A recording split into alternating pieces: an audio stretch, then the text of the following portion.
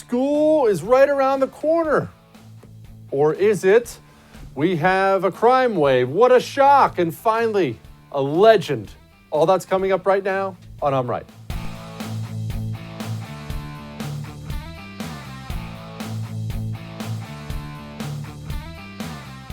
Quick note before we get going on our show tonight, we have to pay homage to those two cops down in McAllen, Texas, who were murdered. Absolutely horrible story. Answering a domestic violence calls, their names were Ishmael Chavez and Edomiro Garza. One of them left behind an 18-year-old daughter, lovely looking girl, had this to say about her father, Officer Chavez. Her name was Savannah. She said, quote, "Words cannot describe the pain I'm in, but I'm glad my dad is at peace. You were an amazing man, and anyone who ever came across you knew that. I'm going to miss you so much. You died doing what you loved most. You died a hero. I love you, Daddy. See you soon. Blue Lives Matter." Should be noted that that young lady has since had to delete that social media account because of people destroying her for that. We pay homage to the fallen on this show. We back the blue on this show. Make sure you bow your head, whether it be right now or later on tonight, and say a prayer for the people out there putting themselves in harm's way on your and my behalf. They leave behind families and adorable daughters who are going to miss their fathers. So rest in peace, warriors. Thank you very much for what you do. Keep on keeping on. Now, back to school. You know, they call me Jesse the Oracle Kelly for a reason. The main reason they call me that is I gave myself that nickname about 2 months ago, and I continue to use it. Hopefully it sticks, and then one day people will forget I actually came up with it originally. But nevertheless, they call me that. I call me that because I'm always right. I mean, that's why we named the show I'm Right, and I'm about to tell you something else. I don't think your kid's going back to school this year. Mostly. Some states maybe. Florida's governor looks like he's holding strong. I'm in the great state of Texas. I don't think my kids are going back to school this year. The truth is this. We have, month and a half till school starts. And you know what we have in this nation? The same reason we had coronavirus lockdowns, the same reason we had so much of a popular push for reform the police, stop police brutality. You know what we really have in this country as a problem? We have a suburban soccer mom tyrant problem. I'm witnessing it right here in my own town, where you'll have principals or the heads of schools saying, we're going to do the right thing. We're going to get the kids back to playing. We're going to get back to recess. We have to get back to normal for people's physical and mental well-being. And then what happens? Ring, ring, ring. Every person calls the school. I can't have little Aiden or Braden or Jaden or Brody. I can't have them go back to school. Oh my gosh, somebody got sick. What if everyone gets sick? And eventually they break down and nobody goes. And that's what we're witnessing politically. It's what we're witnessing here in the state of Texas, where our formerly great Governor Abbott, has apparently turned into a left-wing wingnut who listens to all the wrong people. We have a disaster on our hands. And you know whose fault it is? It's your fault and it's my fault. I don't know how we got to a place in this society where we have what's that word everybody loves to use? Empowered. We've empowered suburban soccer moms to the point we let their panicky, ridiculous, view-watching nature control this society, but it's enough to make me want to vomit. Here's Governor Abbott now just flat out issuing threats. We made this request that people begin wearing face masks. The only way that we can keep our businesses open, the only way that we can have people continue to have a job they need to pay their bills, is for everybody to adopt this practice of wearing a face mask. Doctors have proven that this is a safe way to engage in commerce while also slowing the spread of the coronavirus. Okay. He's out there saying things like, wear a mask or you can't get your business open. I'm sorry. Who are you? You're not the God King. You're a governor. This is America, and this is a pretty free state here last time I checked. Screw you. You don't get to tell people what businesses they are and aren't allowed to open. And this is why we opened Pandora's box. This is why I was screaming about these idiotic lockdowns the second they started. I didn't wait till the first week was over or the second week was over. I didn't do any of this Johnny-come-lately crap. The second the lockdown started, I told you, don't do it. Even if the virus is as bad as they said it was going to be, which of course it wasn't, even if it was, the most dangerous thing we could have done in the United States of America is let all these little governors and mayors and presidents think they had the authority to issue orders to Americans and decide who's allowed to continue earning a living and who is not. And now that they have that authority, they can't help themselves. They can't help themselves. And now Trump's busy trying to put that toothpaste back in the tube. He can't. He's got Betsy DeVos out there saying, oh, please let the kids go back to school. The CDC guidelines are just that, meant to be flexible and meant to be applied as appropriate for the situation. There is nothing in the data that would suggest that kids being back in school is dangerous to them. Kids need to be in school. They need to be learning. They need to be moving ahead, and we cannot be paralyzed and not allow that or not be intent on that happening. Here's the problem, though. And look, we're going to have to assign blame where it's due. I'm glad they're taking that now, but remember, it's all about the narrative. Everything is about the initial narrative, the initial thing you put in people's minds. Even when it comes to this mask. I don't know whether you should wear a mask or not. I wouldn't pretend to know. But let's not forget, especially in the beginning, there were medical experts all over the place saying, don't wear a mask. It does more harm than good. Even now, there are medical experts out there saying, why is everybody wearing a mask? That's stupid. You believe the experts you choose to believe. And at the very beginning, the narrative, the momentum, the Trump administration stood up there in the very beginning, and what did they say? Lock down, go home, hide in your house. And that's why I was so loud in the beginning, because the second you put us on that track, now that's what people think they have to do. Nancy Pelosi, of course, is going to make this about the children. The president and his administration are messing with the health of our children. We all want our children to go back to school. Teachers do, parents do, and children do. But they must go back safely. And when we hear what the administration is saying, we know that they have no appreciation for the failure that has brought us to this point. Going back to school presents the biggest risk for the spread of the coronavirus. That yellow was just a little much for me. Ayanna Pressley, this person is a sitting member of Congress, had this to say, Betsy DeVos, you have no plan. Teachers, kids, and parents are fearing for their lives. Oh, gosh. You point to a private sector that has put profits over people and claimed the lives of thousands of essential workers. I wouldn't trust you to care for a houseplant, let alone my child. And it should be noted, I don't want to get off on too much of a sidetrack here. Profits are how everything goes. I mean, idiots like Ayanna Pressley do realize that, right? What do you think pays for those big, pretty hospitals, for all those fancy doctors, for those medicines, for the healthy food, for the paved roads, for your nice, comfy bed, for your home, for your car? Profits paid for all of that. Profits gave us a healthcare system in this country. People from all over the world take trips to come to get their major surgeries done. But hey, what are you going to do? AFT union president had this to say, quote, there's no way you're going to have full-time schools for all the kids and all the teachers the way we used to have it. Once we have a vaccine, I hope we can get back to that. And you all know what is coming, don't you? We are not going to have normal schools. We're not going to have normal lives. We're going to carpet bomb this economy until it's absolutely rubble. And then they're going to force you and I to take a vaccine. And when I say force, it's going to be one of those things of, oh, you would like to come in here? Please show me your vaccine. Do you have your vaccine certification? Oh, your child would like to attend this camp. Where's your vaccine certification? Oh, you can't come in this school without vaccine certification. This football game? Show us your vaccine certification. You know what? Let's just put a chip in your arm. Now I'm going full tinfoil hat tonight. I like it. But you know I'm right. Do you know I'm right?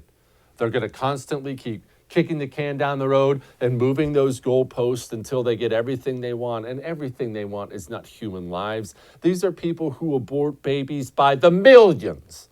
They don't care about human lives. This is now and has always been about control. Control over you, control over me. Wear a mask if you want to wear a mask. Don't wear a mask. But I will tell you this, as a society, not just economically, mental health-wise, this society had better get back to normal and quickly. Why do you think so many people are angry and depressed and violent right now? And these kids, I have 2 kids, and believe it or not, they're relatively well-adjusted kids. I know, because their mind, you wouldn't think that, but they are. I can see it in them. Man, they need other kids, activities. That's what kids need. We're wrecking this country for a virus with a 99.98% survivability rate. At no other point in time in the history of the world would any country even consider doing what we've done here for a virus with a 99.98 survivability rate. Nobody would even consider it. You'd be laughed out of the room. Not here. All of that may have made you uncomfortable, but I am right. You know what else should make you uncomfortable? How about losing your home through no fault of your own? You know that's happening to people out there, right? That's not something I'm making up for TV. That is happening in the United States of America. People are finding out, I just lost my home. That's because of home title theft. It is the new cybercrime out there. Your home title is not a physical piece of paper anymore. It exists online. These cyber criminals get it, get your signature on it, take a loan out against it, and the first time you hear about it, you start getting late notices in the mail. You disregard these late notices as junk mail, toss them in the trash, and soon you and your family are out on the street. Go to HometitleLock.com right now, register your address, and see if you're already a victim.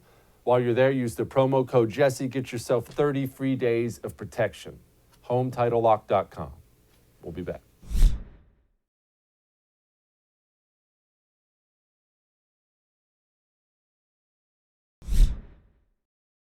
I opened up the show tonight talking about those 2 cops, God rest their souls, in McAllen.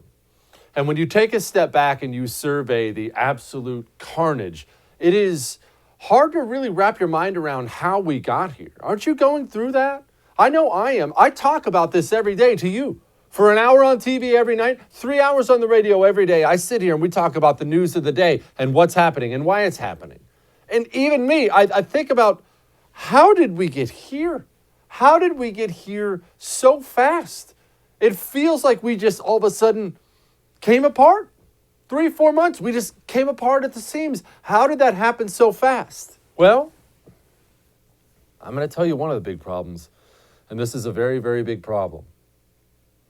If I had a child, let's say I had a child sitting in front of me, not in a Michael Jackson way, the child's just sitting there, and I had a lighter, and the child asked if it could see the lighter. The child told me it just wanted to light the flame and see what it looked like, and I said, okay. And I hand the child the lighter, and the child proceeded to run around the house, lighting the entire house on fire. And then the child got the lighter back to me. The next time the child asks for the lighter, and I hand it to him, and the child does it again, whose fault is that the second time? This is the problem we have in this country. It was the anti-cop momentum right off the bat, that George Floyd dies in Minneapolis. All of a sudden, the entire media, Black Lives Matter, everybody taking to the streets to oppose police brutality. When there wasn't any evidence at all it was race-based, like at all. In fact, as soon as it came out, we started looking into the statistics. We told you this before. 9 unarmed black men in all of 2019 were killed by cops. 9 in total, the whole year, in the whole country. 16 white people. So we knew right off the bat, we didn't have some really terrible problem of police out there hunting down black people. But what happened? what happened from the only people you can ever rely on, even though you can't rely on them, to maybe stand up and fight for the things you believe in every once in a while. I'm talking about Republicans from the top down. What happened? I guess it is kind of the cops. Sure. Can we get Van Jones here in the White House? We need Van Jones in here. He's going to help us craft some police reform. Where's Tim Scott? He's been wanting to reform police from the U.S. Senate, like that's legal, for a long time. Can we get Tim Scott out here? I mean, yeah, cops suck. I mean, we don't think they suck as bad as the Democrats think they suck, but they suck a little. They only suck a little, though, right? Because we're either too cowardly or too stupid to understand the child just wants to burn the house down. I mean, I guess I'm okay with changing the name of some military bases. He was a Confederate general. I didn't like the Confederates. Are you saying you like the Confederates? You know how you deal with these people? You deal with these people as if they are people who want to destroy you and everything you care about, because that's what they are. Yet somehow we always conduct ourselves as if, well, it's just an opposing political party. I'm sure they don't want to destroy us. Quit being so Whoa! What do you mean? What do you mean they took the Confederate monument thing and now they're ripping down statues of George Washington? I gotta say, I had no idea they'd do that. If I'd known they were going to take it that far, they take it that far every time. Every time. That's what they do. These people are scumbags. They want to wreck you, so stop giving the child the lighter. We're not having an adult negotiation here where we sit down, we disagree on some things, we come to terms. Do you know when you can have a negotiation with somebody? When they have the same rough ending goal in mind. They're going to give a little, you're going to give a little, but in the end, we have the same goal in mind. When their goal is to destroy me and everything I care about, that's not a negotiation. That's combat. Start treating it as such politically. The next time some idiot steps up and says, I demand you change the name of Fort Hood. There should never be a Fort Hood. Your response is, well, I mean, maybe we can talk about it. We can phase in a new name. Your response should be, no, in fact, we're going to keep Fort Hood and we're going to now rename 3 more bases for Confederate generals just because you tried to remove this one. Now, you may not want more bases named after Confederate generals. It's not about that. It's about stopping giving these people anything, ever. We are the fuel that guides these SJW leftists because we give in all the time. They exist solely on our weakness. Without our weakness, they're gone. Like that. They don't exist without it. If you don't give the child the lighter, nothing gets burnt down. Here's what I want. I don't give a crap what you want. You can have nothing, ever. And you'll be lucky if I let you keep the things you do have. That's how you respond to these people. Why am I the one that has to say that? Where is our leadership in this country? I am so sick of this crap, and I'm sick of being one of the only ones out there saying it. Where is our leadership? Where is our strong leadership? Meeting with Van Jones? AOC, she's figured out why there's all of a sudden, miraculously, there's a crime spree in New York. Who'd have guessed? So why is this uptick in crime happening? Well, let's think about it. Do we think this has to do with the fact that there's record unemployment in the United States right now? The fact that people are at a level of economic desperation that we have not seen since the Great Recession? Maybe this has to do with the fact that people aren't paying their rent and are scared to pay their rent. And so they go out and they need to feed their child and they don't have money. So you maybe they're put in a position where they feel like they either need to shoplift some bread or go hungry that night.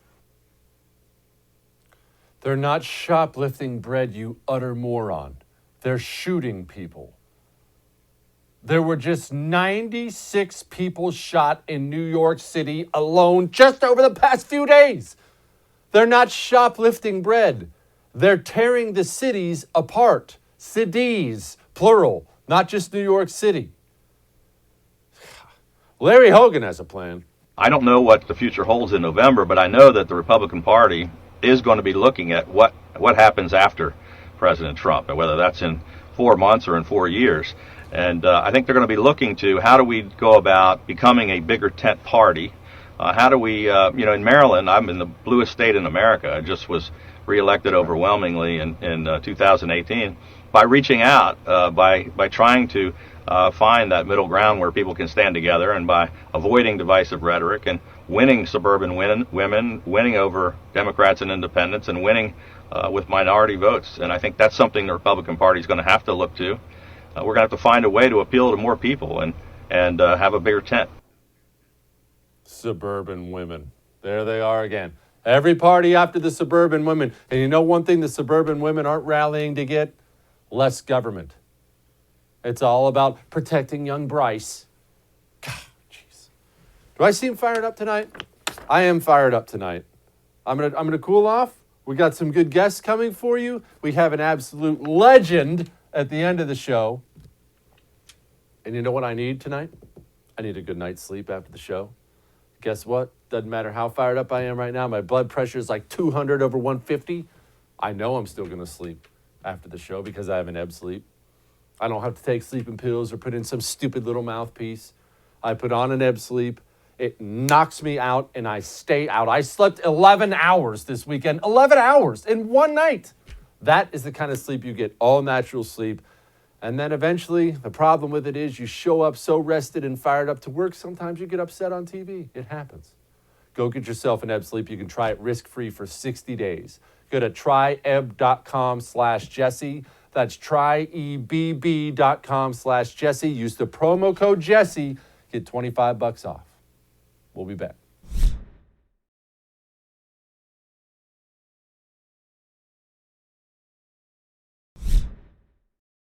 Joining me now, one of my favorite guests, because he always is a wealth of knowledge, Mr. Ken LaCourte with LaCourte News. Ken, first of all, lay out for me in your mind how we got to a place where masks became really, really controversial. And by the way, I'm not super militantly pro-mask or anti-mask. I hate them. I find them to be ridiculous. You can find a doctor to say anything you want to say. How did we get to a spot where they got so heated, though?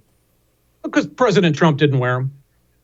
It was very simple. If he had a mask, liberals in the mainstream media would be saying, well, and he's trying to solve and solve this problem by masks. Masks barely account for anything. I mean, have you ever seen when the press was rooting for a drug to fail because the president liked it, you saw that they jumped the whole boat. I had never seen an 8-person study in Malaysia showed this drug didn't work and Trump liked this drug. Isn't he an idiot? So, no, I'm convinced had he gone out and worn a mask all the time, everybody would have been laughing at the other end.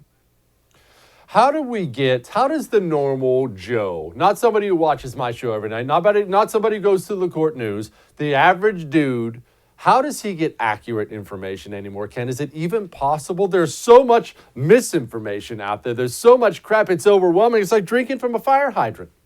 Yeah, no, it is difficult. It is difficult for me to get it. I mean, I go to conservative sites and then I go to what used to be called mainstream, but liberal sites, and to try to get a balance in between the two.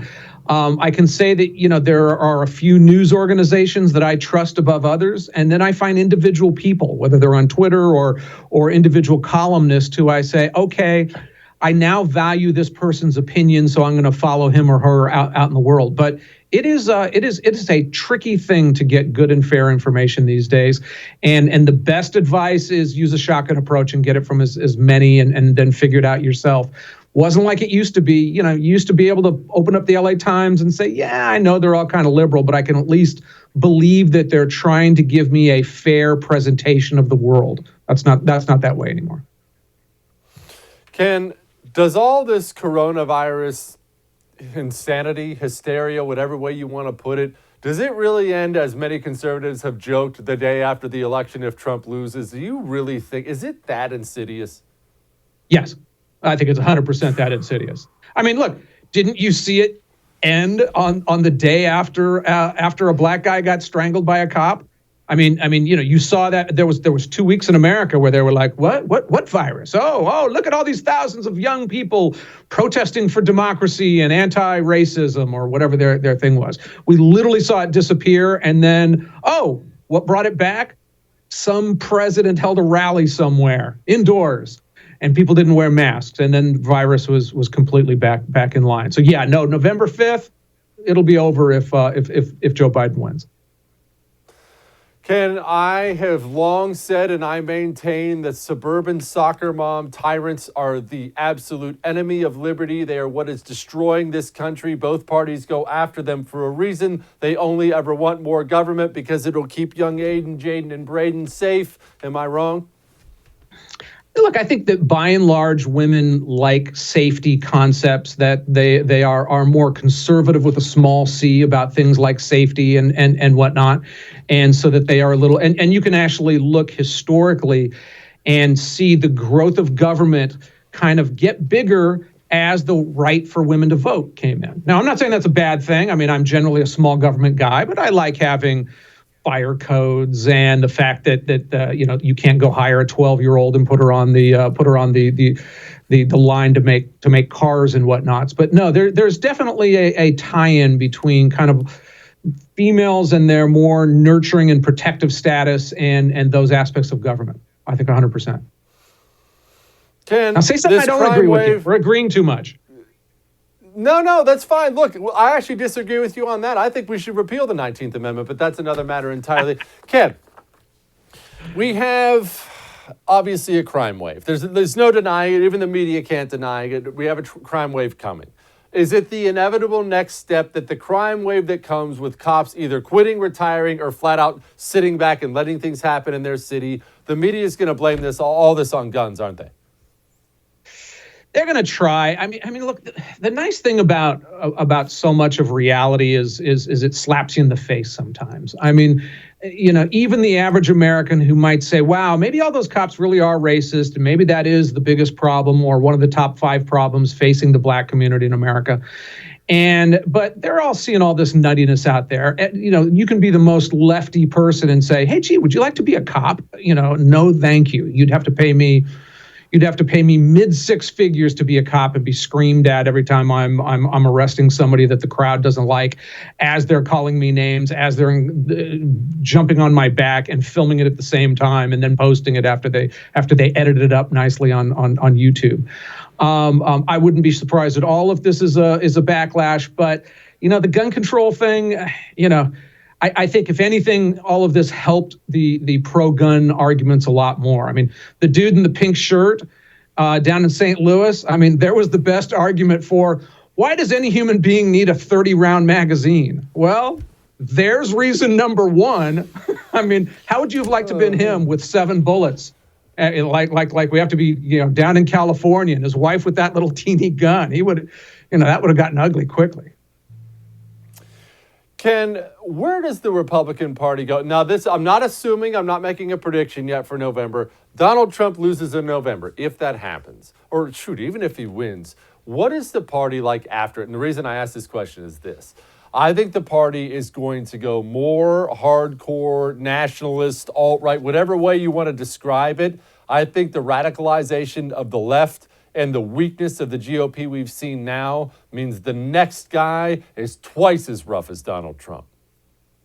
Yeah, I think it. I think it does vary dramatically depending on whether Trump wins or loses. In other words, if that kind of radical left, which is, look, there is no kind of Joe Biden campaign. It's a man who's surrounded by a lot of special interest groups and further to the left special interest groups and the national media.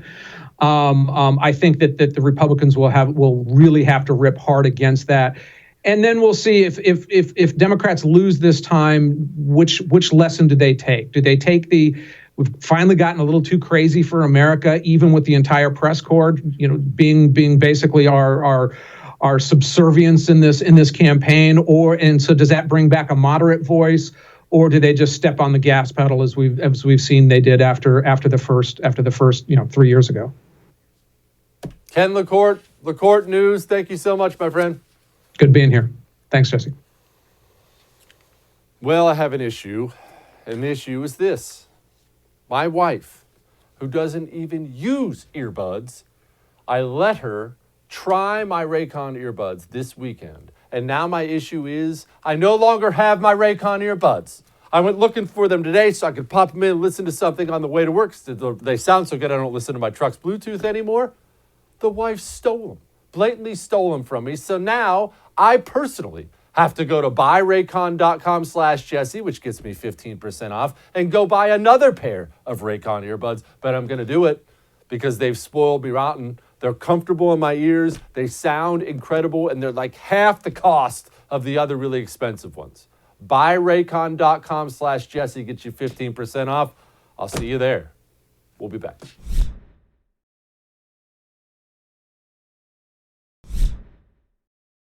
Goya Foods. Now, I don't like beans, so I don't eat Goya Foods. Do they sell stuff other than beans, Mitchell?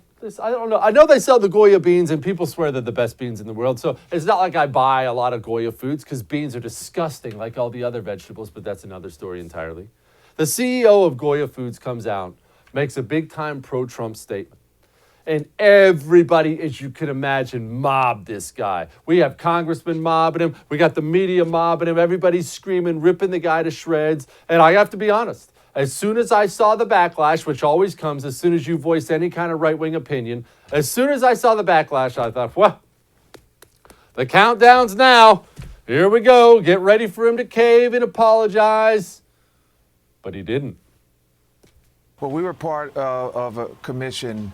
It's called the White House Hispanic Prosperity Initiative, and they called on us to be there to see how we could help opportunities within the economic and educational realm for prosperity among Hispanics and among the nation. You know, the United States, after Mexico, is the largest Hispanic country in the world.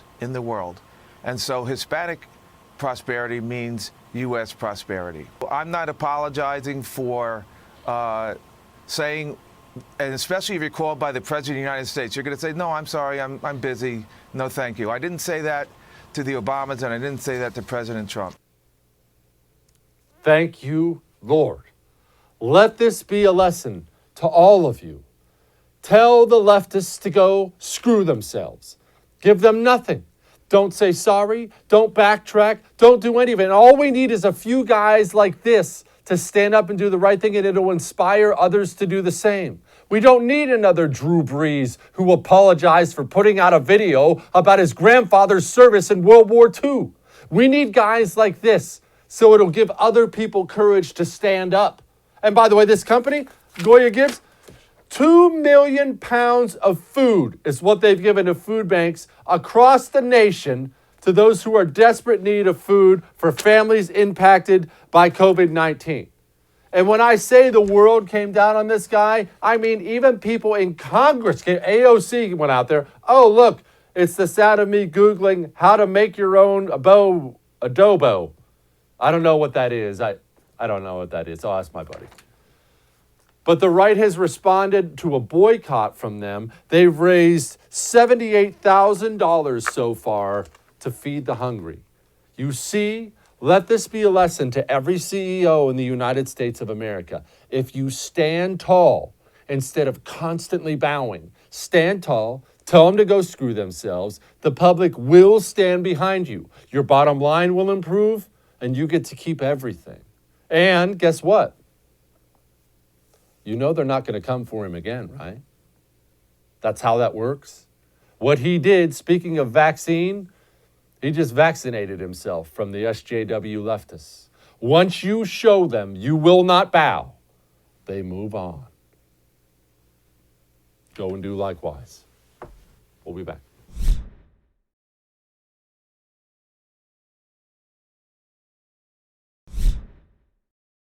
Joining me now is a guest that I absolutely love having on because she is awesome and her state may even be better than her. I love the state of Tennessee. Senator Marsha Blackburn. I am serious. I had a buddy of mine tell me once that he would only marry a girl from Tennessee one day because no other state combines politeness with beauty. Do you agree with that? I tell you what, you've got a smart buddy. He knows that Tennessee women are smart and beautiful and powerful. You have to remember, it was the suffragists in 1920 a lot of smart, dedicated Tennessee women who pushed the 19th Amendment across the finish line and gave women the right to vote. And we're coming up on that centennial. I actually didn't know we were coming up. Shoot, man, I guess we are. Golly. Speaking of which, before we get to your immigration thing, I wanted to ask you about this children's book and Instagram, because I'm really upset with the level of tech censorship we've seen right now in this country. I'm thrilled the GOP seems to be really coming around on how important this is. What happened with this children's book? Well, this is a book my daughter and I had written, and it is talking about, it's a historical fiction for children. And it is about women's suffrage and the battle that happened in Tennessee. And it's all told through the eyes of a little girl as she makes a trip to the museum and sees firsthand the exhibits, and it all comes to life. So my daughter, who is a blogger and has an Instagram following, was going to promote the post that this book was trending #1 children's book in its category on Amazon. So she put it up on her Instagram page about midnight, night before last. And when she got up the next morning, it had been blocked. And this was the second time they had blocked that book. And it's because I have co-authored this book with her. And so they blocked the post. And the censorship is amazing. And the thing they send back to her, political content, it may influence the outcome of an election. Jesse, I've got to tell you, if a children's book about very brave women that pushed forward the right to vote for all women, if that is something that is nefarious or is going to determine the outcome of an election, it is beyond me. But that is their policy. But see, here's the thing. If it were my daughter by herself, nothing would be blocked. But saying Senator Marsha Blackburn, they blocked it. And they've done it twice. Senator, and it's how did we... Look, Camilla can vote. It's about women's suffrage.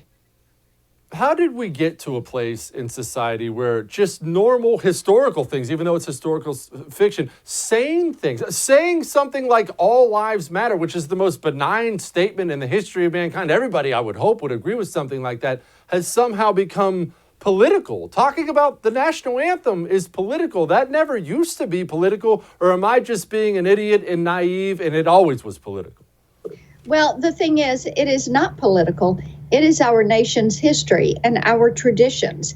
And we focus on the Constitution and the rights that are given to us. And we realize that the rule of law is to keep the government from taking away our unalienable rights. And now, all of a sudden, they're trying to turn everything upside down. They want a revolution. They want to transform the country. They want to make it something that it has never been and something to suit them in the moment, rather than something that has survived and has given us a workable framework for 244 years. We are the envy of the world. We have millions of people every year that want to come to the United States to live out their version of the American dream. And we want to keep it, that we are the gold standard for freedom.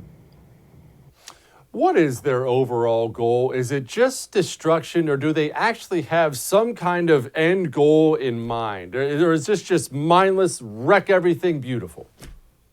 In my opinion, when you listen to them, what you hear is disdain for our economic system, for the security that is so important to moms and to families, and the health security and the job security and keeping our communities safe.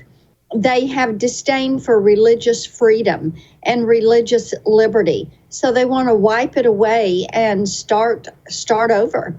When you hear people talk about literally shredding the Constitution and taking away our rights, whether it's the First Amendment or the Second Amendment, You hear in their voices just the disdain for the system that is in place. But here's the thing, the system that is in place, it is one that is built on faith and family and freedom and hope and opportunity. And you look at organizations like BLM, and they say they want to destroy the nuclear family. They talk about being trained Marxist. That is not the American way. Senator, I am thrilled that somebody in the United States Senate on our side appears to be taking illegal immigration seriously. You are, by the grace of God, one of them. Tell us what you're doing. I have a bill, the Ban Birthright Tourism Bill. And what we have seen happen, especially since 2008, is that individuals primarily in Russia and China will spend a lot of money with a birth tourism operator who, after the woman is pregnant, they bring them to the United States. They have their baby on U.S. soil so that that baby can be deemed a U.S. citizen. They remain in the country until they get all the paperwork. Then they exit the country, but guess what? That child is then entitled to all the benefits of a U.S. citizen. They can come here, they can go to our universities, they can live here, they can come back and forth. That parent can come and go with them. It opens the door for chain migration for them. So we have this legislation that would be a follow-on to President Trump's executive order in January, which banned the issuing of visas for these individuals coming in with these birthright tourism companies. And basically they set up shop. And actually last year, late in the year, DOJ banned 19 of these companies. They brought charges against 19 of these companies. But here is the thing, our citizenship is not for sale. My dad fought in World War II. I have relatives that have fought in many of our battles and our wars. And these are people that give their lives. They sacrifice. And our military men and women every single day sacrifice. I do my part every day to make certain we keep our laws solid and strong, and that we fight against, really push back and fight against the weakening of our freedoms. And Ronald Reagan reminded us that we do not pass freedom along in the bloodstream. Every single generation has to fight for it, has to keep it strong, and has to pass it on. So this, we have to be attentive to it and fight through the political process, the governmental process, and through our military to protect our freedoms. It is not for sale. Amen. Senator Marsha Blackburn, thank you so much, ma'am, for giving us some time tonight. Good to be with you. Thank you.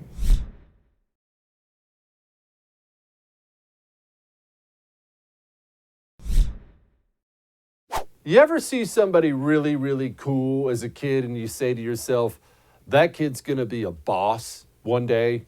This kid right here is going to be a boss one day. You can just tell it's written all over him.